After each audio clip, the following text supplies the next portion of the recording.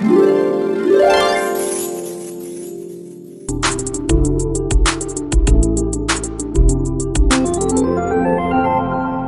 हम लोग cube and cube root, घन और घनमूल कंप्लीट पढ़ेंगे और इसके अंदर जो सबसे बेस्ट सॉल्यूशन होगा किसी नंबर का क्यूब फाइंड करने का या क्यूब रूट फाइंड करने का, वो सीखेंगे। और सबसे इंपॉर्टेंट बात कि हम लोग उसे एक बार में ही फिनिश कर लेंगे, आपको बाद में पढ़ने की जरूरत नहीं पड़ेगी, सिर्फ आपको रिवीजन करना होगा। बहुत इंपॉर्टेंट टॉपिक है, इसे कैलकुलेशन के पॉइंट ऑफ व्यू से आप अपने माइंड में ले सकते हैं। ये बताने से पहले मैं आपको एक स्टोरी सुनाना चाहता था क्यूब एंड क्यूब रूट से रिलेटेड, क्योंकि एक बहुत ग्रेट मैथमेटिशियन थे जिनका नाम था श्रीनिवास रामानुजम। ये साउथ इंडिया से थे और इनको मैथ्स में बहुत गहरी रुचि थी। और ये फेलोशिप से एसआरएफ एक फेलोशिप होता था जिससे वो ब्रिटेन गए थे पढ़ने के लिए। और चूंकि पढ़ने के क्रम इन्होंने बहुत सारा रिसर्च वगैरह भी किया और उनको किसी भी प्रकार की एक डिजीज हो गई थी, बीमारी हो गई, जिसकी वजह से वो हॉस्पिटल में भर्ती थे। तो उनके जो प्रोफेसर थे उनका नाम था जीएच हार्डी। एक बहुत बड़े प्रोफेसर थे, बहुत बड़े मैथमेटिशियन थे जिन्होंने नंबर्स थ्योरी पे बहुत बड़ा काम किया था। जब उनसे मिलने आए हॉस्पिटल में श्रीनिवास रामानुजन से, तो उन्होंने क्या किया कि अपने टैक्सी से आए और उस टैक्सी का नंबर था 1729। तो रामानुजन ने पूछा कि आप किस चीज से आए हो? तो उन्होंने कहा कि मैं तो टैक्सी से आया हूँ। मैंने कहा कि आपका टैक्सी नंबर क्या है? तो उन्होंने बोला 1729। क्यों? But that is a very boring number, ऐसा रामानु मतलब जीएच हार्डी ने कहा। जब जीएच हार्डी ने ऐसा कहा तो रामानुजन, चूंकि मैथ्स में इनका इतना ज्यादा इन्फ्लुएंस था कि ये मतलब अचानक से इनके दिमाग में ना वो अद्वितीय शक्तियां आ जाती थी और वो कुछ अच्छा सोच लेते थे। उन्होंने कहा this is not a normal number, ये कोई नॉर्मल नंबर नहीं है, या एक ऐसा स्मॉलेस्ट नंबर है जिसे दो नंबर के क्यूब के सम में लिख सकते हैं। जैसे 1729 एक नंबर में लिख रहा हूं, 1729 एक नंबर लिखा, ये सबसे छोटा नंबर है जिसको आप लोग क्या कर, जैसे 1 का क्यूब प्लस 12 का क्यूब, जब ये करोगे आप तो 1729 होगा। इसके अलावा एक और तरीका है जिसको इसको क्यूब ऑफ सम में लिख सकते हैं और वो है 9 का क्यूब प्लस 10 का क्यूब करोगे तो भी 1729 आएगा। तो ये 1729 एक लौता ऐसा नंबर है जिसे दो नंबर के क्यूब के सम में यूनिकली इस तरीके से टू डिफरेंट तरीके से लिखा जा सकता है। रामानुजन जो के इस कंसेप्ट या इस ऑब्जर्वेशन को जीएच हार्डी ने बहुत अप्रिशिएट किया और उसी दिन से इस नंबर का नाम भी पड़ गया टैक्सी नंबर, और जनरली हम लोग इसे कॉमन रूप में रामानुजन नंबर के नाम से भी जानते हैं। आई होप ये इंफॉर्मेशन आपको अच्छा लगा होगा। ठीक है, तो अब टैक्सी नंबर को इस तरीके से और भी खोजा गया, और भी नया खोजा गया, तो और भी फ्यू टैक्सी नंबर थे, जैसे 4104 ये भी एक टैक्सी नंबर है। इसे 2 का क्यूब प्लस 16 का क्यूब और 9 का क्यूब प्लस 15 का क्यूब, इस दो यूनिक तरीके से लिख सकते हैं। इसके अलावा और अगर मैं बात करूं तो 13,832 ये भी एक नंबर है। इस तरीके से आप चाहो तो और भी बहुत सारे नंबर ऐसे खोज सकते हो जो क्या है रामानुजन नंबर, यानी जो इसे टैक्सी नंबर जो होते हैं। ठीक है, तो चलो अब आज का टॉपिक हम लोग स्टार्ट करते हैं कि टॉपिक के अंदर हम लोग पढ़ने वाले क्या हैं। तो सबसे पहले हम लोग एक क्यूब के कंसेप्ट को समझते हैं कि क्यूब होता क्या है, घन होता क्या है। तो जनरली अगर इसे आपको फीलिंग के पॉइंट ऑफ व्यू से समझना है तो आपको थोड़ा ज्योमेट्रिकल पॉइंट ऑफ व्यू से सोचना पड़ेगा। तो क्यूब क्या होता है? क्यूब एक ऐसा ज्योमेट्रिकल फिगर होता है, सॉलिड फिगर होता है, जिसमें हर एक साइड जो होते हैं वो इक्वल होते हैं, बराबर होते हैं। अब आपके मन में आएगा सर क्या बता रहे हो आप, ये सब तो पहले जानते हैं।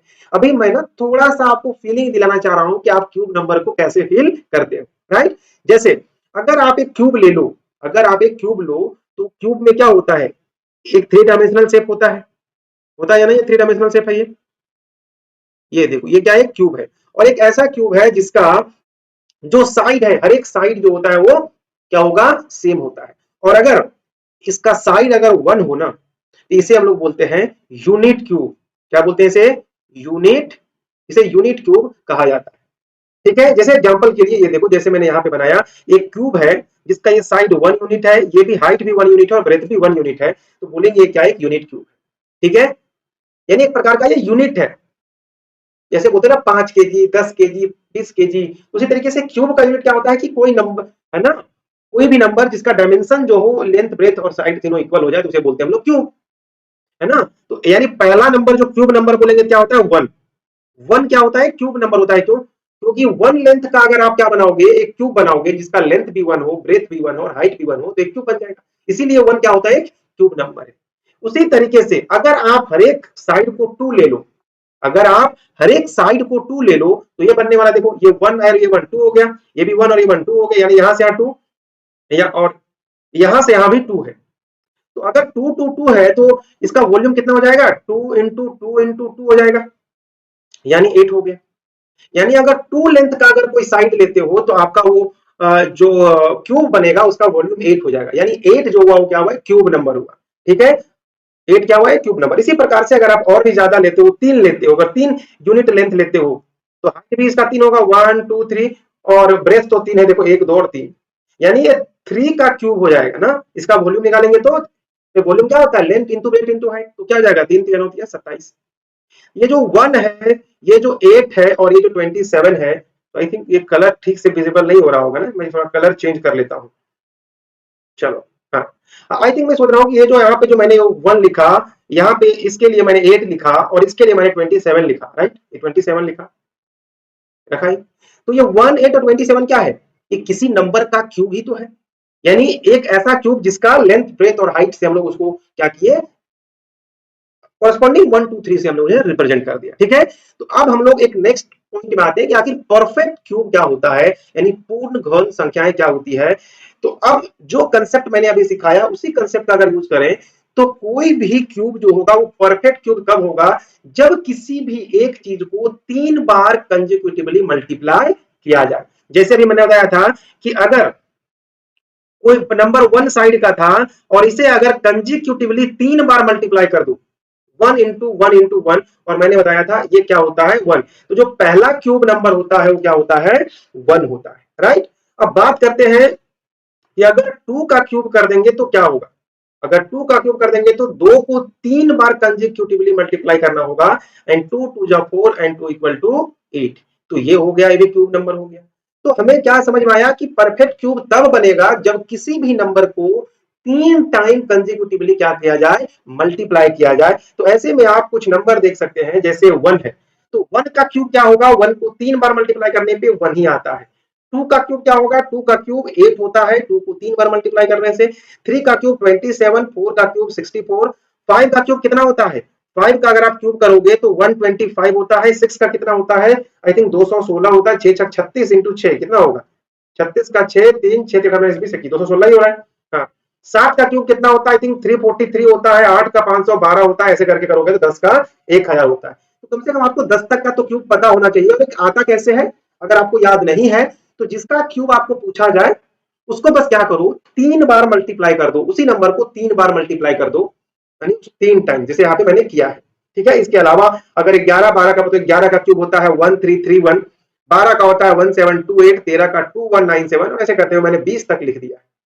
अब बोलोगे सर तो लिखने का क्या फायदा, क्या हुआ, लिखने का फायदा ये हुआ कि सबसे इंपॉर्टेंट बात इसमें समझो कि मैंने क्या बताने वाला था।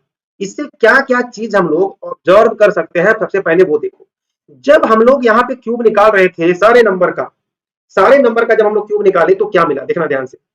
ये इसका यूनिट डिजिट को ध्यान से सारे फोकस करिए आप लोग, सारे का यूनिट डिजिट को आप फोकस करके देखो तो क्या मिलता है। 9 का क्यूब करोगे तो 9 का करोगे कितना हो जाएगा, 9 9 जा 81, 81 और 9 करोगे तो 729, है ना। देखो ना भाई, 9 9 9 3 बार करोगे, 2 बार में 81 और 9 करोगे तो 9 का 9 9 8 72, 729 हो गया। और ये कितना बढ़ता है, 512 था, ये 343 था, ये 216 था। तो यूनिट डिजिट आपको क्या क्या दिख रहा है, तो आपको यूनिट डिजिट पहले में दिखा होगा 1, राइट, दिखा 8, फिर दिखा 7, फिर दिखा 4, फिर दिखा 5, फिर दिखा 6 और 2 3 भी दिखा, सारे तो दिख ही गए। जब क्यूब किए तो सारे नंबर तो दिख ही गए क्यूब करने पे। तो ये बहुत बड़ा ऑब्जर्वेशन है मिला। ऑब्जर्वेशन यहां देखो कि अगर कोई इवन नंबर था, यानी कोई सम संख्या था, तो उसका क्यूब करने पर क्या मिला। जैसे देखो ये 12 को ध्यान से देखो, 14 16 18 और 20, उस तरीके से इधर 8 6 4 2 और 10, इन सब का देखो ये सारे इवन नंबर है। और इवन नंबर को आपने अगर क्यूब किया तो हमेशा क्या मिला, क्यूब ऑफ इवन नंबर जो है वो हमेशा क्या होता है, क्यूब ऑफ इवन नंबर हमेशा इवन होता है। और जो ऑड नंबर है, देखो जो जो मैं टिक कर रहा हूं वो ऑड नंबर है, इन ऑड नंबर का क्यूब देखोगे तो सारे के सारे जो क्या आपको दिख रहे हैं, सारे के सारे ऑड दिख रहे हैं। तो ये दो ऑब्जर्वेशन समझ में आया कि इवन नंबर का क्यूब इवन नंबर होता है, ऑड नंबर का क्यूब ऑड नंबर होता है। पहली दूसरी बात समझ में आ गई। तीसरी बात ऑब्जर्व करने वाली ये है कि किसी भी नंबर का क्यूब निकालना है तो क्यूब कितना आएगा ये तो मल्टीप्लाई करके पता चलेगा, लेकिन उस क्यूब का यूनिट डिजिट कितना आएगा। जैसे अगर मैं 25 एक नंबर दे दूं और मैं पूछूं कि बताओ 25 का क्यूब निकालते हैं अगर, है ना, कि अगर 25 का मैं क्यूब निकालूं तो इसका यूनिट डिजिट कितना होगा। यूनिट डिजिट जो है वो क्या होगा, तो 25 के क्यूब का यूनिट डिजिट कितना होगा। तो एक तो तरीका क्या आपको लगेगा कि सर 25 इंटू 25 इंटू 25, है ना, we just multiply it into 3 times and we got a number and we check that the unit place and the unit place number is the simple the unit digit.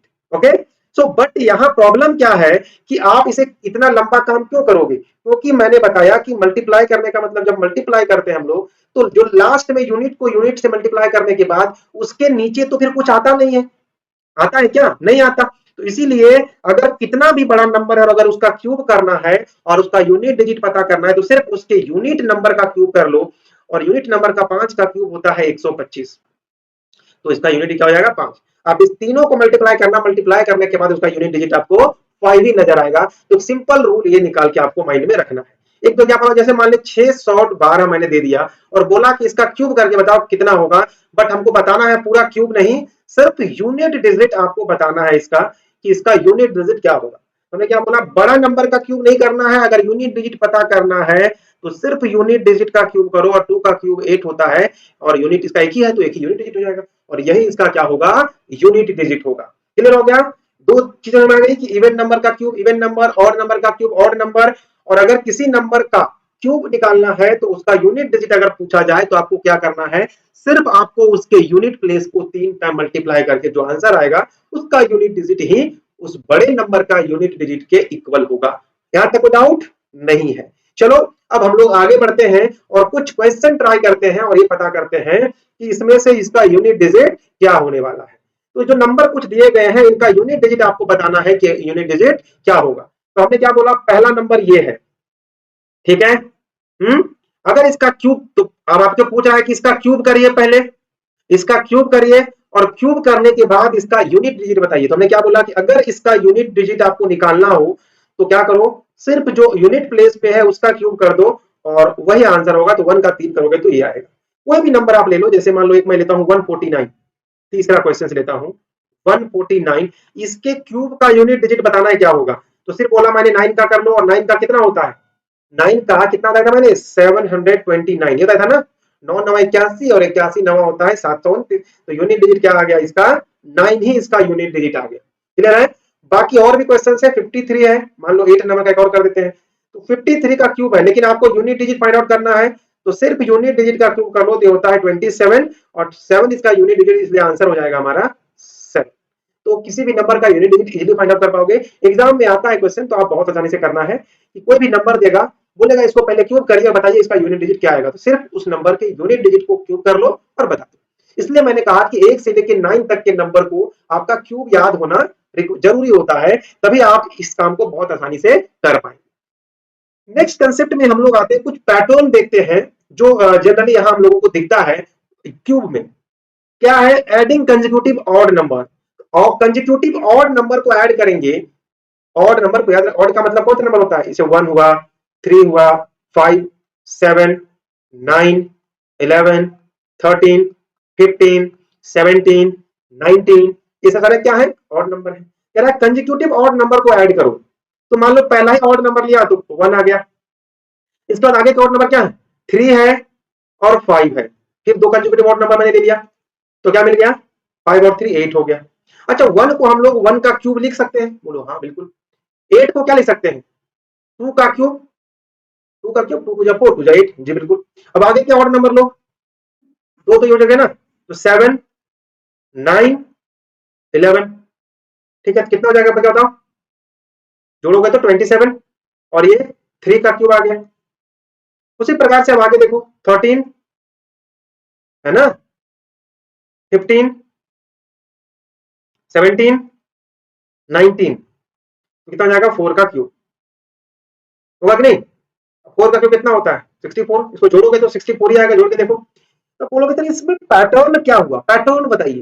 Pattern ये देखो कि जितने consecutive odd number को आप add करोगे, जितना consecutive odd number को आप ऐड करोगे, राइट, जैसे एक कंजिक्यूटिव ऑड नंबर को ऐड किया तो 1 का क्यूब आ गया, दो कंजिक्यूटिव ऑड नंबर को ऐड किया तो 2 का क्यूब आ गया, तीन कंजिक्यूटिव ऑड नंबर को ऐड किया तो 3 का क्यूब, और चार कंजिक्यूटिव ऑड नंबर को ऐड किया तो 4 का क्यूब। लेकिन बोलोगे सर ये कंजिक्यूटिव जो ऑड नंबर है उसको ऐड करने का भी एक तरीका है, नहीं? जैसे पहले वाले में पहला को करना है, जब 2 का क्यूब होगा तो पहला छोड़ के दूसरा से शुरू करना है ना, और दूसरा से आगे 2 लेना है। जब तीसरा बोलेंगे तो पहला के क्यूब और दूसरे के क्यूब में जो ले लिए उसको छोड़ के उसके आगे। फिर जब हम लोग चौथे के क्यूब की बात करेंगे तो कौन सा बात करेंगे हम लोग, जो पहले के क्यूब, दूसरे के क्यूब और तीसरे के क्यूब में जिसको ऐड कर चुके हैं उन ऑड नंबर को ऐड नहीं करेंगे, उसके आगे के ऑड नंबर को ऐड करेंगे। तो अब अगर ये पूछा जाए कि अगर मान लो कि कोई नंबर जो है वो 10 का क्यूब है, 10 का क्यूब है, तो कितने कंजिक्यूटिव स्पेसिफिक ऑड नंबर को ऐड किया गया होगा, कितने कंजिक्यूटिव स्पेसिफिक ऑड नंबर को ऐड किया गया होगा? तो आप सीधा सीधा क्या बोलोगे कि हम लोग यहाँ पर 10 consecutive specific odd number, specific word क्यों करें, क्योंकि आपको कोई पता नहीं चल रहा है कहां से करना है, बट करना है। जैसे इसके पहले 9 तक वाला हो गया होगा, 8 तक वाला हो गया होगा, 7 तक वाला सब हो चुका होगा, राइट? तो इसमें क्या बोलोगे 10 कंजिक्यूटिव ऑड नंबर का ऐड हो चुका होगा। तो अगर मान लो कभी n क्यूब आ गया तो n क्यूब लाने के लिए क्या किया गया होगा, n consecutive specific odd number को ऐड किया गया होगा, है ना, तब क्या मिला होगा, n का क्यूब मिला हुआ होगा। क्लियर है बात? तो ये पैटर्न हमेशा क्यूब नंबर के लिए क्या होता है, बहुत यूजफुल होता है। अब क्यूब जो है वो प्राइम फैक्टर से निकालने का कोशिश करते हैं कि कोई नंबर दिया गया है, जैसे मान लो एक नंबर दिया गया है 700, है ना, 29, एक नंबर दिया गया। अब मैं पूछूं कि बताओ ये नंबर जो है वो क्यूब नंबर है या क्यूब नंबर नहीं है, तो आपके दिमाग में एक बात आएगा कि क्यूब नंबर कब होता है, कोई भी नंबर क्यूब नंबर तब होगा जब किसी भी नंबर को 3 बार गुना करने के बाद आया होगा। तो प्राइम फैक्टर से क्या ये चीज पता करना आसान हो जाएगा?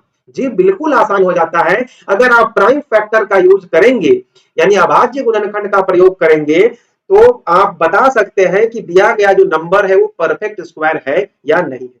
तो सबसे पहले आपको करना होगा कि 729 का प्राइम फैक्टर करना होगा। तो करो। तो किससे जाएगा, 2 से तो जाएगा नहीं, 3 से जाएगा। हाँ 3 से चला जाएगा। तो 3 2 जा 6, एक बच गया, 3 4 जा 12 और 3 3 जा 9। फिर करो 3 से, 3 8 जा 24 और 3 1 जा 3। फिर 3 से 3 2 जा 6 और 3 7 जा 21। 3 into 9 and 3 into 3 and 3 into 1। तो क्या मिला, अगर इनका प्राइम फैक्टर मैंने किया तो मिला 3 into 3 into 3, 3 into 3 into 3। सो अगर मैंने क्या देखा, मैंने ये देखा कि 729 जो है वो 6 बार 3 को मल्टीप्लाई करके लाया गया होगा, 6 बार 3 को मल्टीप्लाई करके लाया गया होगा। तो अगर इसका 2 का पेयर बना दे, 2 का, तो 3 3 9, फिर 3 3 जा 9 और 3 3 जा 9।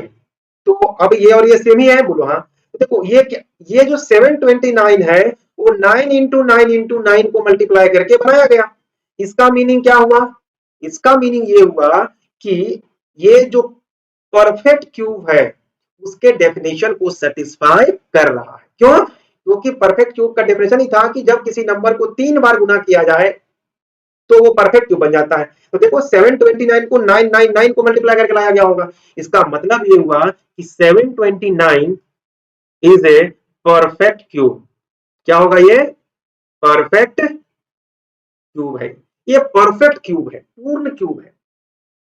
तो ऑब्जर्वेशन क्या मिला, ऑब्जर्वेशन ये मिला कि अगर आपको कोई नंबर चेक करना है कि वो परफेक्ट क्यूब है या परफेक्ट क्यूब नहीं है, तो आप उसका प्राइम फैक्टराइजेशन करें, और प्राइम फैक्टराइजेशन करने के बाद जो इधर ये जो प्राइम फैक्टर आते हैं वो 3 3 के पेयर में होने चाहिए। अगर सारे नंबर 3-3 के पेयर में आ जाए, जैसे 3 आया तो 3 बार आया, फिर देखो अगला 3 मिल रहा है तो भी 3 बार मिल रहा है ना। अगर मान लो 2 आता तो 2 को 3 बार आता, या 3 आता तो 4 आता तो 4 भी 3 बार आता। तो अगर इस तरीके से 3-3 का, सॉरी 4 तो प्राइम नंबर नहीं है ना, तो फिर 5 आता। तो अगर 3-3 के पेयर में सारे नंबर अगर मिले तो वो नंबर क्या होगा, परफेक्ट क्यूब होगा। और अगर नहीं मिला, एक भी ऐसा नंबर मिल गया प्राइम नंबर जिसका 3 पेयर नहीं बना, तो फिर आंसर परफेक्ट क्यूब नहीं होगा। अब इसके कुछ एप्लीकेशन को हम लोग यहाँ पे क्या करते हैं, देख लेते हैं, क्योंकि एप्लीकेशन से ही ये थ्योरी कंसेप्ट आपको समझ में आएगा। और एप्लीकेशन को मैं क्वेश्चंस के हेल्प से आपको समझाने की कोशिश करता हूँ। इंपॉर्टेंट क्वेश्चंस है, एग्जाम में आता है यहाँ से कि क्या 392 एक पूर्ण घन संख्या है? Is 392 a perfect cube? पहले तो हाँ या ना बताना है। इसके बाद आगे पूछा गया है कि यदि नहीं, हाँ तो फिर कोई दिक्कत नहीं है, और अगर नहीं है तो उसे किस छोटी संख्या से गुना किया जाए जिससे वह पूर्ण घन बन जाए, यानी परफेक्ट क्यूब बन जाए, और वो सबसे छोटी प्राकृत संख्या यानी नेचुरल नंबर होना चाहिए। तो सबसे पहले तो ये चेक करते हैं कि यह है या नहीं है, और चेक करने के लिए हमने आपको बताया था प्राइम फैक्टराइजेशन। तो करो, कितने से? 2 से पहले होता है डिवाइड, क्योंकि लास्ट में 2 है। तो 2 1 जा 2, 2 9 जा 18, 2 6 जा 12, फिर 2 से 2 9, 2 9 आर 18, 1 2 8 आर 16, तो 2 4 आर 8 एंड 2 9 आर 18। अब तो 2 से होगा नहीं, 3 से 9 4 13 नहीं होता है, 4 से तो 4 से तो करना नहीं है, फिर 5 से नहीं होगा, तो 7 से करना होगा। 7 7 जी 49 एंड 7 1 इज 7। तो जब हमने प्राइम फैक्टर किया इसका 392 का, जब मैंने प्राइम फैक्टर किया तो क्या मिला? 2 इंटू 2 इंटू 2 ये मिला, एंड 7 इंटू 7। अब प्राइम फैक्टर होने के लिए क्या था कि जितने इसके प्राइम फैक्टर है वो 3-3 के पेयर में होने चाहिए। क्या बोला मैंने कि 3-3 के पेयर में होना चाहिए। तो देखो 2 तो 3 का पेयर में मिल गया, लेकिन 7 जो है उसका 2 ही है, एक और 7 की कमी है। इसका मतलब तो हम कह सकते हैं कि ये परफेक्ट क्यूब नहीं है।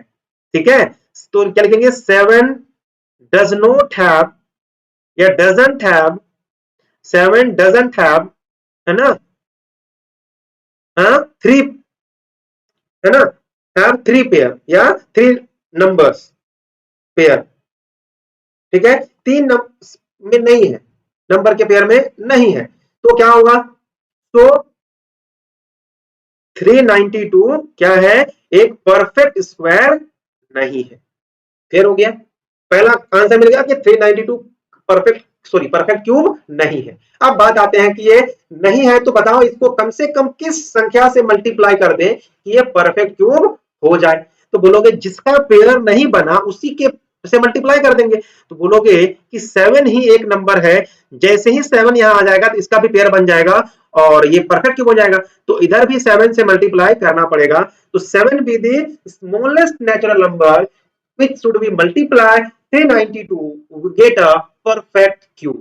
तो आंसर क्या मिल गया? 7। अगर वो नंबर पूछ ले कि वो नंबर कौन सा होगा, तो आपको 392 इंटू 7 मल्टीप्लाई करके जो आंसर आएगा वो बताना है। 7 2 आर 14, 1 9 7 जा 63, 164, 64 है ना, और 7 3 जा 21 और 6 27। तो कुछ ये आ गया, और ये हमारा क्या मिलने वाला है? एक परफेक्ट क्यूब नंबर मिलने वाला है, और वो किसका होगा?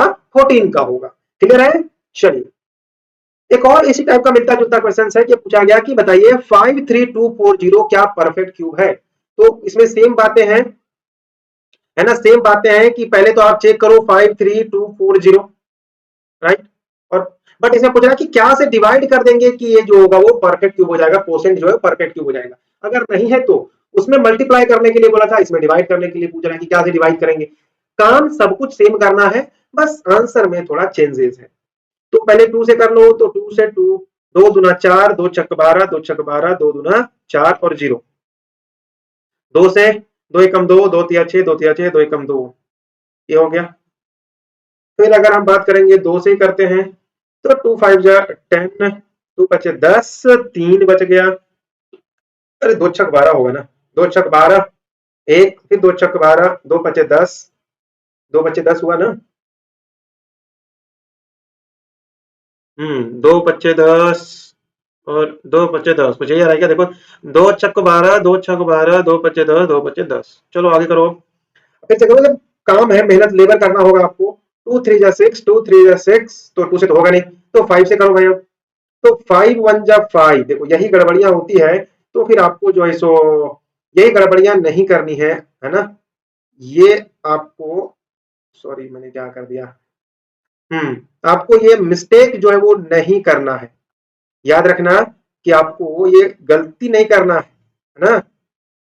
गलती करोगे तो आपको ये हमेशा क्या होना है ना, प्रॉब्लम होने वाला है। 2 6, ठीक है। अब 5 से कर लो। 5 1 जा 5, एक हो गया। 5 दिया 15, 5 दिया 15 और 5 एकम 5। अब ये इसको मुझे याद है 11 का होता है, तो 11 से करोगे तो 121 आएगा, और फिर 11 से करोगे तो 11 आएगा, और 11 से करोगे तो 1 टाइम में कंप्लीट हो गया। यानी ये मिला क्या, जो 53240 है, ये सही मायने में क्या है, 2 into 2 into 2 into 5 into 11 into 11 into 11, ये मिला। तो सबसे पहले मुझे अगर इसे परफेक्ट क्यूब बोलना है कि ये परफेक्ट क्यूब है या नहीं है, तो आपको सबसे पहला काम क्या है कि जितने भी इसके प्राइम फैक्टर आए वो 3-3 के पेयर में होने चाहिए। तो 3 पेयर में है, ये भी 3 पेयर में है, बट 5 का 3 पेयर नहीं मिला, तो आंसर क्या हो जाएगा, यस या नो? आंसर हो जाएगा नो। तो पहला पार्ट का आंसर मिल गया। तो क्वेश्चन पूछता है अगर नहीं है तो सबसे छोटा नंबर बताइए जिससे इसको डिवाइड कर दें तो जो क्वोशिएंट है वो परफेक्ट क्यूब बन जाए। तो स्मॉलेस्ट नंबर क्या हो जाएगा, स्मॉलेस्ट नंबर, स्मॉलेस्ट नंबर जो है, स्मॉलेस्ट नंबर क्या मिलने वाला है, जो नंबर जिसका पेयर नहीं बना उसको उसी से डिवाइड कर दो नंबर को। तो स्मॉलेस्ट नंबर क्या हो जाएगा 5, और रिक्वायर्ड नंबर क्या मिलेगा बताइए, रिक्वायर्ड नंबर जो बचेगा डिवाइड करने के बाद वो नंबर क्या मिलना है 53240, और डिवाइडेड बाई 5 कर दोगे तो जो आंसर मिलेगा क्या मिलेगा, डिवाइड करो। 5 1 जा 5, 0, 5 छक्का 30, 2, 5 चौका 20, 4 और 5 अट्ठे 40, तो ये नंबर है। और ये क्या मिलने वाला है, परफेक्ट क्यूब, और किसका होगा, 22 का क्यूब होगा। क्यों, क्योंकि यहां से एक 11 मिलेगा और यहां से एक 2 मिलेगा, कितना मिलेगा 22, तो 22 का क्यूब करोगे तो यही आंसर मिलने वाला है। समझ में आया ये वाला क्वेश्चन कि नहीं? चलिए ठीक है, तो आप लोग इसको करिएगा। अच्छा एक और क्वेश्चन बहुत इंपॉर्टेंट है, इसे हम लोग करना है, और ये एकदम प्रैक्टिकल बेस्ड क्वेश्चन है। कहता है कि Parikshit make a cuboid of plasticine of side 5 centimetre 2 centimetre and 5 centimetre, वो एक क्यूबोर्ड बनाना चाहता है। देखो जो मैं स्टार्टिंग में आपको सिखा रहा था ना, याद है आपको, जो मैं स्टार्टिंग में आपको बताया था उसका एप्लीकेशन है ये, उसी का ये एप्लीकेशन है। ये क्यूबोर्ड है, ये 5 सेंटीमीटर लेंथ का है, 2 सेंटीमीटर ये है, और 5 सेंटीमीटर इसका हाइट है। बोल रहा है कि how many such keyboard will be need to form a cube, ऐसे ऐसे कितने कीबोर्ड को इसके बगल में रखें, ऊपर नीचे रखें कि ये क्या बन जाएगा, एक क्यूब बन जाएगा। तो आप क्या करोगे, इसके लिए इसका वॉल्यूम निकाल लो, और वॉल्यूम क्या होना चाहिए, वो 3 नंबर का प्रोडक्ट वाला वॉल्यूम आना चाहिए। तो अगर इसका वॉल्यूम निकालोगे तो 5 इंटू 2 इंटू 5 होगा, और इसको इसका किसी भी नंबर का क्यूब आने के लिए क्या हो गया, 5 दूना 25, 25 दूनी 50 आ गया, ये 50 आ गया ना। तो क्या ऐसा ऐसा और कितना वॉल्यूम वाला कीबोर्ड लेंगे कि वो सब मिलके किसी नंबर का क्यूब बन जाएगा। तो बोलोगे सर यहाँ देखिए 2 5 था ना, एक और 5 से गुना कर दीजिए, और एक 2 था तो 2 और 2 से गुना कर दीजिए। तो देखो 5 पचे 25 पचे 125, और 2 दूना 4 दूनी 8, 125 इंटू 8 करोगे तो एक नंबर क्यूब नंबर मिलेगा। तो आपने क्या किया, एक 5 और 2 4, 2 दूना 4 और 5 कितना, तो आपने एक्स्ट्रा क्या लिया, एक 5 और 2 2, तो आंसर क्या मिलेगा 2 इंटू 2 इंटू 5, 2 दूना 4 पच्चे 20। मुझे पता है आपको ये बात समझ में नहीं आया होगा कि क्या कर दिया मैंने। आपके पास ऐसा ऐसा अगर आप 20 क्यूबोर्ड को रखोगे, अरेंज करोगे, तो जो एक रीजन बनेगा ना, वो एक क्यूब का रीजन बन जाएगा, एक बड़ा सा क्यूब आपको दिखाई देगा। जैसे ईंट देखे, ईंट जो आपके पास ईंट होता है, उसको अगर मान लो कितने ईंट को इस तरीके से एक के ऊपर एक अगल बगल में रखे कि जो बनेगा वो एक डैश के जैसा एक बनेगा। डैश देखो ना जो खेलते हो लूडो में, वैसा वैसा बन जाएगा। तो क्या करना होगा कि एक तो तरीका है कि आप इसको रख रख के देखो, और जब वो लेंथ ब्रेथ और हाइट तीनों सेम हो जाए उसके बाद जितने ईंट है उसको काउंट कर लेना। और दूसरा तरीका क्या है कि वॉल्यूम निकाल लो एक क्यूब एक ईंट का, और वॉल्यूम निकालने के बाद उसे परफेक्ट क्यूब बना दो, उस वॉल्यूम को परफेक्ट क्यूब बना दो। जब परफेक्ट क्यूब बनाने के लिए जितने नंबर से आपको मल्टीप्लाई करना पड़ेगा वही आपका क्या होगा, आंसर होगा। और वो आप आंसर मैंने आपको निकाल के दिखा दिया, ये आंसर कितना मिलेगा, 20 मिलेगा। क्लियर है। अब नेक्स्ट क्लास में हम लोग क्यूब रूट सीखेंगे, क्योंकि टाइम काफी हो चुका है, तो नेक्स्ट क्लास में क्यूब रूट लेके आता हूं। तब तक आप क्या करो कि और भी क्वेश्चन बहुत सारे आपके जो बुक में है उसको रिवाइज करो, ताकि ज्यादा से ज्यादा आप क्या कर पाओ, इसको समझ पाओ। ठीक है, तो मिलता हूं अगले वीडियो में। अपना ध्यान रखिए, परिवार का ध्यान रखिए, स्वास्थ्य का ध्यान रखिए, और पढ़ते रहिए और सीखते रहिए।